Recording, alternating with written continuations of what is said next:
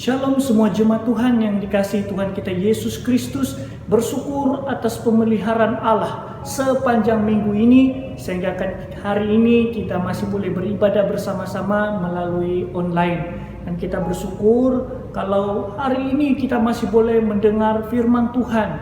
Dan saudara, marilah kita sungguh-sungguh memperhatikan apa yang kita dengar dan mengambil nilai sebanyak mungkin daripada firman Tuhan ini, agar apa yang kita dengar tidak berlalu begitu sahaja, tetapi apa yang kita dengar hari ini sungguh-sungguh membawa sesuatu makna di dalam perjalanan iman kita sebagai orang Kristen. Oleh itu saudara, mari kita berdoa terlebih dahulu sebelum kita mendengar firman-Nya. Mari kita berdoa. Bapa kami yang di sorga, Bapa yang baik, Bapa yang mengasihi kami bersyukur hari ini kami boleh belajar firman Tuhan. Kami boleh bersama-sama menerima berkat melalui firman-Mu. Oleh sebab itu Tuhan, kami mohon Tuhanlah yang memberikan kami hikmat melalui Roh Kudus-Mu, supaya ketika kami mendengar firman-Mu, kami sungguh-sungguh mengerti apa yang kami akan belajar, dan kami sungguh-sungguh dapat memahami apakah isi hati Tuhan melalui firman yang Kau sampaikan pada kami melalui hamba-Mu ini. Tuhan, kami siap mendengar, berbicara di tengah kami, dalam nama Yesus Kristus kami sudah berdoa. Amin. Saudara dan saudari yang dikasihi Tuhan, tema khotbah kita hari ini adalah tetap memelihara iman di bawah tekanan, yang didasari daripada Wahyu pasal yang kedua ayat yang ke-8 hingga yang ke-11. Mari kita perhatikan pembacaan ini. Dan tuliskanlah kepada malaikat jemaat di Smyrna, inilah firman dari yang awal dan yang akhir, yang telah mati dan hidup kembali. Aku tahu kesusahanmu dan kemiskinanmu, namun engkau kaya. Dan fitnah mereka yang menyebut dirinya orang Yahudi, tetapi yang sebenarnya tidak demikian. Sebaliknya, mereka adalah jemaah iblis. Jangan takut terhadap apa yang harus engkau derita. Sesungguhnya, iblis akan melemparkan beberapa orang dari antaramu ke dalam penjara, supaya kamu dicobai dan kamu akan beroleh kesusahan selama 10 hari. Hendaklah engkau setia sampai mati, dan aku akan mengaruniakan kepadamu mahkota kehidupan. Siapa bertelinga, hendaklah ia mendengarkan apa yang dikatakan Roh kepada jemaat-jemaat. Barang siapa menang, ia tidak akan menderita apa-apa oleh kematian yang kedua.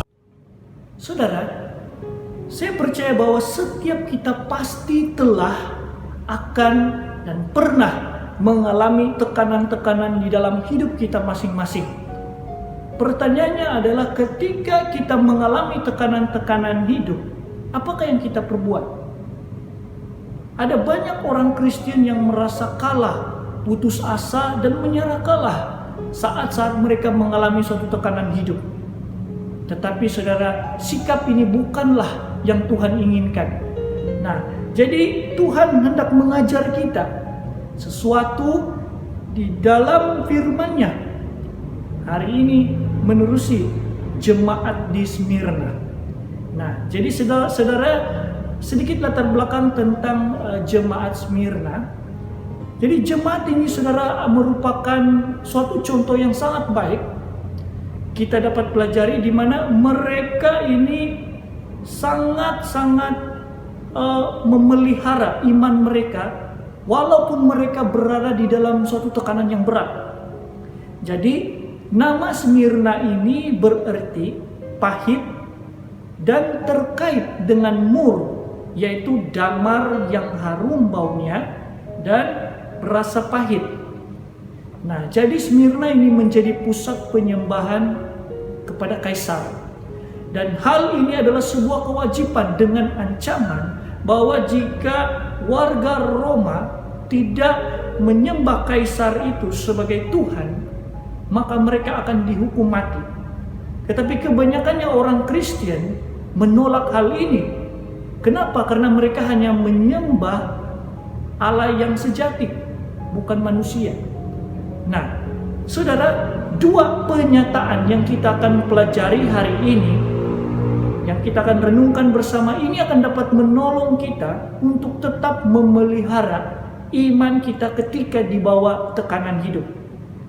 Yang pertama adalah iman yang tidak teruji, tidak dapat dipercayai. Beranilah. Nah, saudara, jemaat Smyrna ini mengalami tekanan yang berat, yaitu mereka mengalami penganiayaan akibat daripada iman mereka kepada Allah. Dan dituliskan di dalam ayat yang ke-10e, di situ dikatakan sesungguhnya iblis akan melemparkan beberapa orang dari antara kamu ke dalam penjara supaya kamu dicobai. Saudara, dicobai di sini bermaksud ujian, dan ujian yang mereka hadapi waktu itu adalah dalam bentuk politik. Jadi mereka diperhadapkan dengan tekanan politik dan juga kekerasan untuk mengakui bahwa kaisar itu adalah sebagai Allah. Kemudian ujian yang kedua adalah ujian dari segi sosial. Pada waktu itu orang Kristen ditindas karena mereka menjalankan bisnis atau perniagaan mereka dengan cara yang jujur dan baik. Tetapi orang-orang yang bukan Kristen, mereka berbisnis dengan cara yang tidak jujur, menghalalkan segala cara untuk mendapatkan keuntungan, sehingga kan mereka menjadi kaya. Dan orang Kristen pula menjadi semakin miskin karena mereka berlaku jujur di dalam perniagaan mereka. Tetapi mereka tidak disukai oleh orang-orang di sekitar mereka waktu itu. Nah, inilah ujian-ujian yang mereka hadapi. Nah, jemaat di Smyrna ini ditekan atau diuji itu bukan karena mereka bersalah.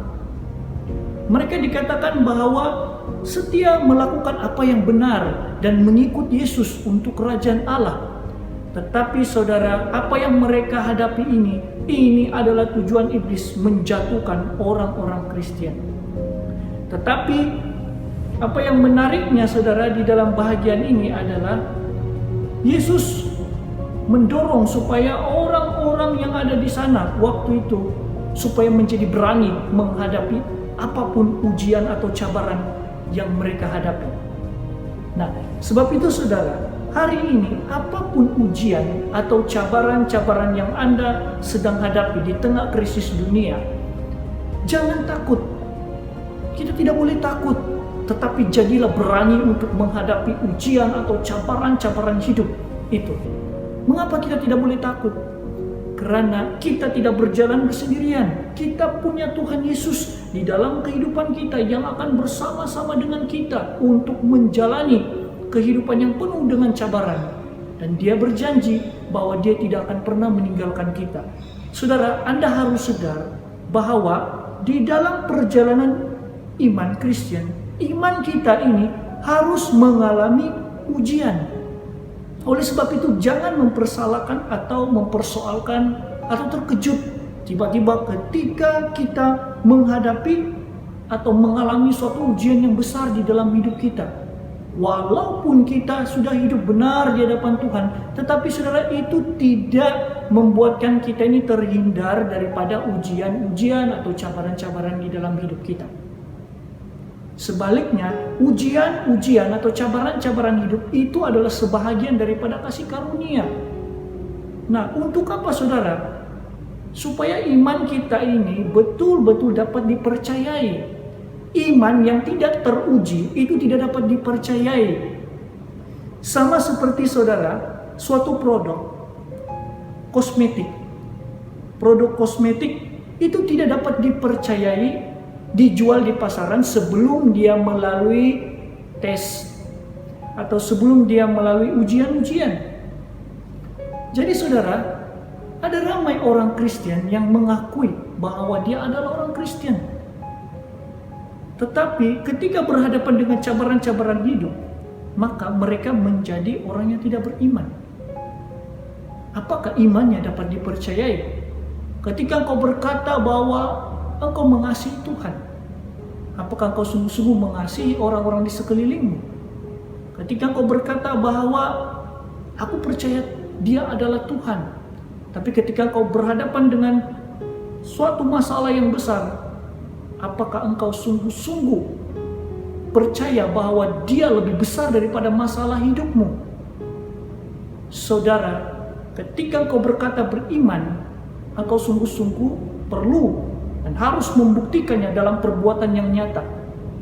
Barulah engkau akan dikatakan bahwa orang-orang yang beriman kepada Allah yang benar. Jadi saudara, ketika ada ujian-ujian yang mendatang, apapun itu bentuk ujian, cabaran, cobaan, apapun itu, ketika yang mendatang, itu adalah kesempatan untuk membuktikan iman, kepercayaan, dan kebergantungan kita kepada Allah. Karena saudara, ujian itu akan meningkatkan kita kepada level yang lebih tinggi. Dan ujian itu akan meningkatkan iman kita, kepercayaan kita, kebergantungan kita kepada Tuhan. Sebab itu saudara, kita harus ingat baik-baik, di dalam perjalanan iman Kristen, kita akan menghadapi tekanan-tekanan atau cabaran-cabaran yang kita tidak duga tiba-tiba mendatang. Tetapi saudara, sebagai orang yang percaya Tuhan, kita tidak boleh cemas, kita tidak boleh panik, kita tidak boleh putus asa atau menyerah dan menganggap bahwa tidak ada jalan keluar. Dan masalah itu seperti besar, lebih besar daripada Tuhan. Inilah saudara, seringkali orang-orang Kristen ketika menghadapi suatu cabaran, dia lupa bahwa dia memiliki Tuhan. Dan apa yang berlaku adalah kekhawatiran, ketakutan menguasai dirinya. Dan ketika ketakutan dan keraguan-raguan atau kerisauan itu menguasai dirinya, maka dia tidak akan dapat melihat jalan Tuhan atau tidak akan dapat berpikir secara rasional. Jadi saudara, ketika Anda menghadapi suatu cabaran atau ujian-ujian di dalam kehidupan, apa yang Anda perlu buat adalah belajarlah bertenang dan berdoa. Saudara, belajarlah bertenang dan berdoa, maka kamu akan menemukan apakah jalan Tuhan yang Dia sediakan bagimu.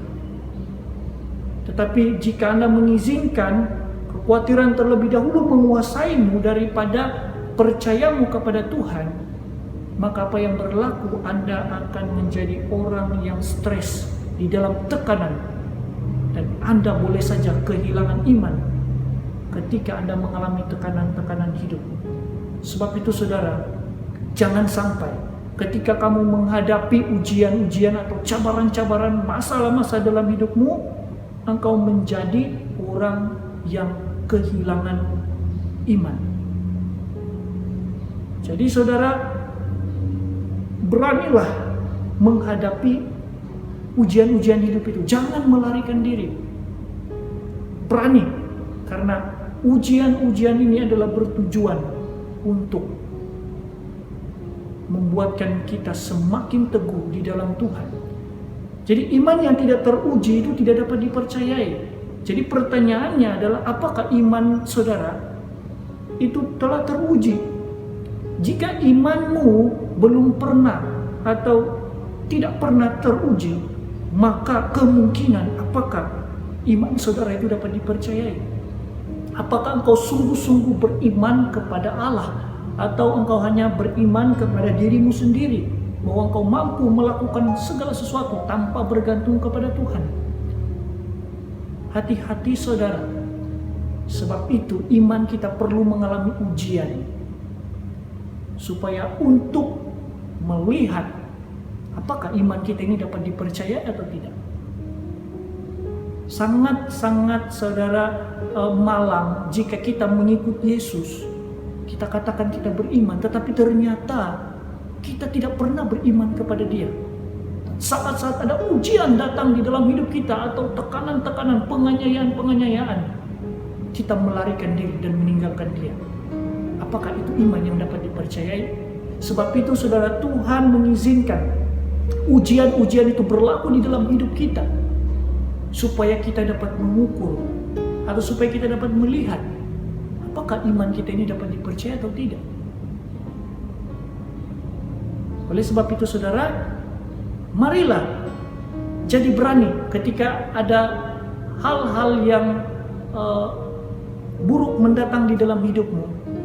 Jangan takut, jadi berani hadapi itu, karena engkau tidak sendirian, engkau punya Tuhan. Dan inilah kesempatan engkau membuktikan bahwa engkau beriman kepada Dia dan engkau dapat dipercayai bahwa engkau sungguh-sungguh beriman kepada Tuhan. Saudara, alangkah indahnya ketika kau menghadapi suatu cabaran, engkau menghadapi sesuatu masalah dalam hidupmu, engkau kedapatan sungguh-sungguh dapat dipercayai, tetap mengandalkan Tuhan, tetap berani menghadapi persoalan-persoalan hidup. Dan Tuhan berkata, engkau adalah orang-orang yang dapat dipercaya karena engkau sungguh-sungguh beriman kepadaku. Itu suatu hal yang indah, saudara. Dan hal yang kedua, saudara, adalah perkara yang kedua, iman yang tidak teruji tidak ada nilainya. Setialah. Saudara, Tuhan Yesus mendorong jemaat Smyrna untuk berani dan setia. Yang pertama adalah berani menghadapi ujian-ujian. Kemudian yang kedua adalah Yesus berkata supaya mendorong mereka supaya tetap setia sampai mati. Karena Tuhan Yesus memberikan dua janji di dalam ayat yang ke-10 hingga ke-11. Yaitu, aku akan mengaruniakan kepadamu mahkota kehidupan. Kemudian barang siapa menang, ia tidak akan menderita apa-apa oleh kematian yang kedua. Saudara, Yesus berjanji. Hal yang pertama, jika kita tetap setia dan berani menghadapi apapun cabaran-cabaran di dalam hidup kita sampai akhir hidup kita, janji yang pertama itu adalah Tuhan akan memberikan kita mahkota kehidupan kekal. Dan seperti mahkota yang diberikan di dalam lomba atlet di Smyrna, maka Tuhan juga akan menyediakan sebuah mahkota hadiah. Dan mahkota ini adalah, saudara, bersifat kekal dan abadi, dan dia tidak pernah akan luput dan tidak pernah akan pudar. Dia bersifat kekal, dan mahkota ini adalah, saudara, mahkota kehidupan kekal bersama dengan Tuhan di sorga. Dan orang-orang yang tetap setia kepada Tuhan sampai akhirnya, maka orang itu akan menerima mahkota kehidupan. Untuk menghargai itu adalah, mari kita tetap bertahan di dalam iman kita, bertahan di dalam ujian-ujian atau cabaran-cabaran di dalam hidup kita, bagaimanapun jadinya nanti atau apapun risikonya, tetap setia. Karena saudara, Tuhan Yesus berkata, aku akan mengaruniakan kepadamu mahkota kehidupan. Wah, saudara, ini suatu hal yang sangat indah. Dan janji Yesus yang kedua adalah tidak menderita apa-apa oleh kematian kedua. Nah, jadi janji yang kedua ini adalah tidak menderita oleh kematian kedua. Apakah yang dimaksudkan dengan kematian kedua? Saudara, perhatikan baik-baik. Orang Kristen yang sungguh-sungguh menerima Yesus Kristus, yang sungguh-sungguh beriman kepada Yesus Kristus, orang ini akan lahir dua kali, tapi mati satu kali. Oke, saya ulang sekali lagi. Orang Kristen yang sungguh-sungguh percaya, beriman kepada Tuhan dan menerima Yesus Kristus di dalam hidupnya, dan sungguh-sungguh hidup menjalankan kebenaran dan menjalankan kehendak Tuhan di dalam hidupnya, orang ini akan lahir dua kali, mati satu kali. Apakah maksudnya lahir dua kali, mati satu kali? Perhatikan saudara, orang Kristen yang sungguh-sungguh beriman kepada Tuhan, yang sudah menerima Yesus, yang pertama mengalami kelahiran daripada ibunya, daripada kandungan ibunya. Itu kelahiran pertama, kelahiran secara jasmani. Kemudian kelahiran kedua adalah dia memiliki hidup yang baru, lahir kembali oleh Roh Kudus. Ketika dia menerima Yesus Kristus, maka dia memperoleh kelahiran kembali. Nah, itu kelahiran yang kedua secara rohani.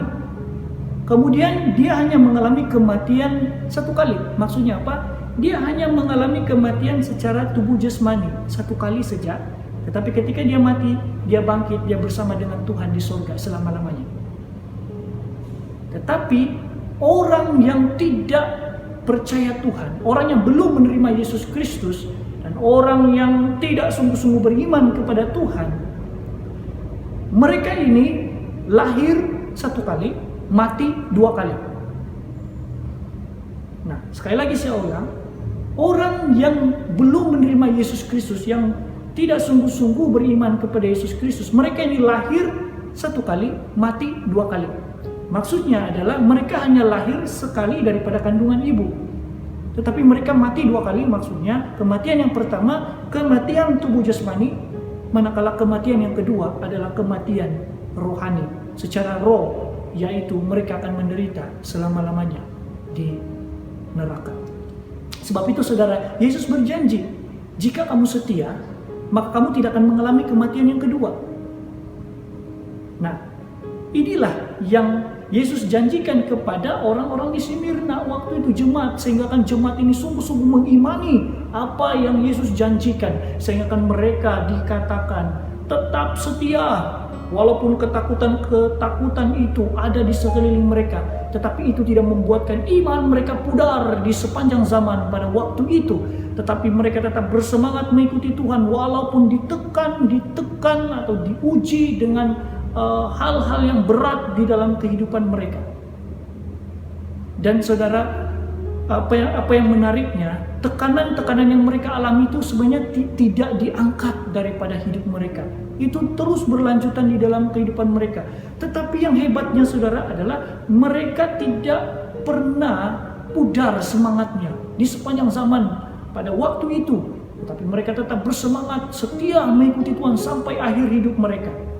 Perhatikan saudara, terkadang tekanan-tekanan di dalam hidup kita yang kita alami saat ini itu tidak akan diangkat atau dicabut oleh Tuhan. Dan itu terus ada di dalam hidup kita. Tetapi saudara, walaupun demikian, Anda masih punya pilihan untuk tetap setia dan percaya kepada Allah yang sumber kekuatan untuk memampukan engkau berjuang di dalam hidupmu, sehingga engkau akan menerima mahkota kehidupan itu sampailah pada akhir hidupmu. Seperti Paulus saudara, dia berdoa kepada Tuhan 3 kali untuk mencabut duri yang ada di dalam dagingnya, sakitnya itu, penyakitnya. Dia minta supaya Tuhan kalau boleh cabutkanlah ini. Tetapi apa yang berlaku adalah Tuhan tidak mencabut penyakitnya itu. Malah Tuhan menjawab Paulus bahwa cukuplah kasih karuniaku kepadamu, karena justru di dalam kelemahanlah kuasaku nyata bekerja. Kuasaku jadi sempurna. Maksudnya saudara adalah ketika kita mengalami kelemahan, Tuhan masih dapat pakai di dalam kelemahan kita itu untuk menjadi berkat bagi orang lain. Jadi ini menunjukkan bukan lagi merujuk kepada dirimu, tapi merujuk kepada Allah yang berdaulat, yang dapat memakai apapun situasi untuk membuatkan engkau menjadi berkat bagi orang lain. Jadi saudara, tidak apa-apa kalau tekanan-tekanan di dalam hidup kita itu sepertinya tidak dicabut atau tidak diangkat oleh Tuhan, dan kita terus mengalami hal itu. Tidak apa saudara, Anda jangan putus asa, jangan menyerah kalah, jangan melarikan diri. Tetapi ingatlah bahwa cukuplah kasih karunia yang kita sudah terima daripada Tuhan Yesus, keselamatan yang kita sudah terima. Tidak apa-apalah kalau kita di dalam dunia ini mengalami hal-hal yang berat, karena itu hanya sementara. Tapi Anda jangan lupa, walaupun di dalam Anda menghadapi tekanan-tekanan berat, Tuhan tidak pernah meninggalkan Anda. Dia ada bersama dengan Anda. Karena justru di dalam engkau mengalami kelemahan, di situ engkau dapat melihat nyatalah pekerjaan Tuhan, nyatalah penyertaan Tuhan, nyatalah kuasa Tuhan, nyatalah mukjizat Tuhan di dalam hidup kita. Oleh sebab itu saudara, pertanyaan saya adalah, apakah Anda hanya mau menjadi orang Kristen yang mau menerima yang baik saja daripada Tuhan, dan engkau mengharapkan bahwa hidupmu lancar tanpa masalah? Tetapi ketika Anda digoncangkan dengan masalah-masalah hidup, cabaran-cabaran hidup, Anda terus mengeluh dan mempersalahkan Tuhan. Apakah Anda hanya mau menjadi orang Kristen seperti ini? Apakah Anda menjadi orang Kristen yang pengecut dan tidak berani menghadapi ujian-ujian, sehingga Anda merasa kalah, putus asa, dan melarikan diri? Saudara, perhatikan baik-baik untuk melihat apakah imanmu itu bernilai di hadapan Tuhan. Itu dapat diukur atau dapat dinilai ketika Anda mengalami ujian-ujian di dalam hidupmu. Itu dapat dilihat ketika Anda berhadapan dengan tekanan-tekanan hidupmu. Ujian itu saudara boleh saja berbentuk datang daripada keluarga, ekonomi, kesehatan, pekerjaan, pendidikan, dan sebagainya. Saudara, tanpa ujian-ujian, imanmu itu tidak nampak nilainya. Sebab itu, kehidupan orang Kristen ini perlu mengalami ujian-ujian. Satu, tujuannya adalah untuk membawa kita ke level yang lebih tinggi, untuk mencapai iman yang Tuhan kehendaki dalam hidup kita. Kemudian yang kedua itu saudara adalah supaya kita sungguh-sungguh iman kita itu dapat dipercayai dan juga nampak nilai iman kita itu. Jadi jangan jadi orang Kristen yang seperti bunga yang cantik tertanam di pasu, tetapi ketika badai menerpah maka bunga itu jatuh dan rusak karena ia tidak berakar pada tanah yang seutuhnya. Tetapi saudara, jadilah seperti emas, semakin dia dibakar, semakin dia teruji, maka ia menjadi semakin bernilai. Oleh sebab itu saudara, hari ini apapun ujian-ujian yang engkau sedang hadapi, ingatlah bahwa ujian ini adalah untuk melihat apakah imanmu sungguh-sungguh dapat dipercaya atau tidak. Dan juga apakah imanmu sungguh-sungguh bernilai. Sebab itu saudara, jadilah berani dan setialah di dalam Anda menghadapi apapun situasi hidup, karena Anda tidak berjalan sendirian. Anda bersama dengan Tuhan. Dan ingatlah, ada janji-janji Tuhan yang menanti ketika kita setia sampai akhir hidup kita, yaitu kita akan menerima mahkota keselamatan hidup yang kekal bersama dengan Tuhan. Dan kita juga tidak akan mengalami penderitaan oleh kematian yang kedua. Jadi sebab itu saudara, marilah kita sungguh-sungguh serius hidup di dalam iman kita. Jangan menjadi orang Kristen yang mudah goyah. Tetapi inilah waktunya untuk kita sungguh-sungguh memperkasakan iman kita di dalam Tuhan, supaya kita tidak lagi mudah dipengaruhi oleh godaan-godaan dunia dan masalah-masalah dunia, supaya kita tetap berdiri di posisi kita sebagai anak-anak Allah yang lebih daripada pemenang. Nah saudara, ketika imanmu itu sudah teruji dan terbukti, maka iman itu sungguh bernilai di hadapan Tuhan. Jadi saudara, kiranya firman Tuhan ini memberikan kita kekuatan dan memberikan kita dorongan supaya kita memandang ujian itu adalah suatu anugerah untuk kita hadapi, bukan untuk kita ditolak, tapi dengan berani kita menghadapinya dan dengan setia kita bersandar kepada Tuhan. Semoga Allah menolong kita untuk tetap memelihara iman kita di bawah tekanan hidup. Jangan sampai hal-hal tekanan-tekanan itu membuatkan kita kehilangan iman. Semoga Tuhan Yesus memberkati. Mari kita berdoa. Bapa kami yang di sorga, Bapa yang baik, Bapa yang mengasihi kami, terima kasih firman-Mu yang memberikan kami dorongan supaya kami tetap memelihara iman kami ketika berada di bawah tekanan. Karena tekanan-tekanan ini atau ujian-ujian boleh saja membuatkan kami tidak beriman kepada Tuhan, tidak berharap dan tidak bergantung kepada Tuhan. Sebab itu Tuhan, kami berdoa, berikanlah kami iman yang lebih untuk kami boleh tetap setia dan berani menghadapi ujian-ujian dalam hidup kami, untuk mengikuti Tuhan sampai akhir hidup kami. Terpujilah Engkau Tuhan, berkatilah semua jemaat yang mendengar khotbah hari ini. Ini ucapan syukur kami Tuhan. Dalam nama Yesus Kristus kami sudah berdoa. Amin.